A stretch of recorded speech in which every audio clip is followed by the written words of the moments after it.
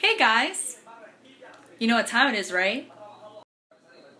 It's Natalie's Snapchat cooking show time. I'm back. For those who don't want to watch the debate, you're in for a treat. I'm making a dish that is a Colombian favorite, sweet corn arepas. For those who are unfamiliar, arepas are a type of corn cake. It's not cornbread, it's not tortillas. Well, it's either prepared as a flat disc or as a ball. You could eat it with rice and beans or anything really. Arepas are very versatile because you can eat it as breakfast, you could eat it for lunch, you could eat it for dinner or as a snack. It's wonderful. Whenever I want an arepa, I can just go to the supermarket. They're available in the frozen aisle. But today I'm going to kind of make them from scratch using this.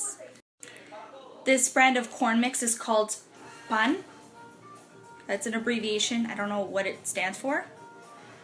These come in 3 varieties. I have the sweet corn one.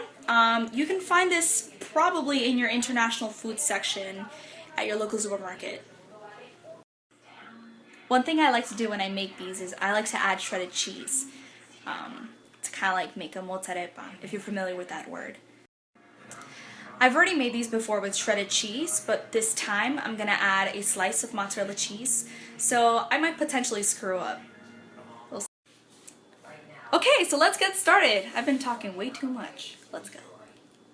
This recipe is pretty straightforward. You're going to need a cup of water, a cup of the mix, and a 1/4 cup of milk, and you mix it all together.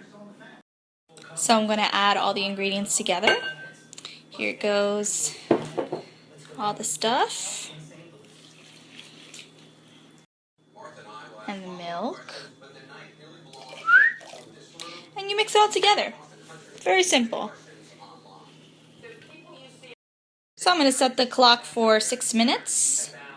It's hard to do this with one hand. There you go. My hairy arm. These measurements serve from 8 to 10 people, potentially more if you add cheese into the mix. Now let's go heat up the cast iron behind me. So our time is up, and I have already greased this cast iron. You can hear that sizzle. And So I spread it around a bit, and now I'm going to add the slice of mozzarella cheese that I cut up right on top.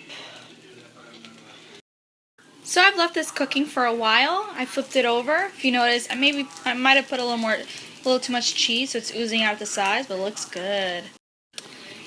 It doesn't really matter to me that the cheese is oozing out the sides. What matters more to me is that the inside is well done, like meat. And now for the moment of truth. Let's see if this experiment went through the way I hoped it would. Let's dig in. Okay. Yes. It's really good. Going to see, let's see. Ooh, you see that? Yes, this is exactly what I wanted. Yum. One thing I failed to mention is that I put a layer of the corn mix on top of the slice of cheese, so that's why it looks like that.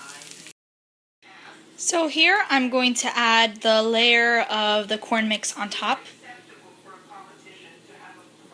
And then I'm going to spread it over like and this is how it should look. I forgot to mention, but I would say this takes maybe about 4 to 5 minutes per side.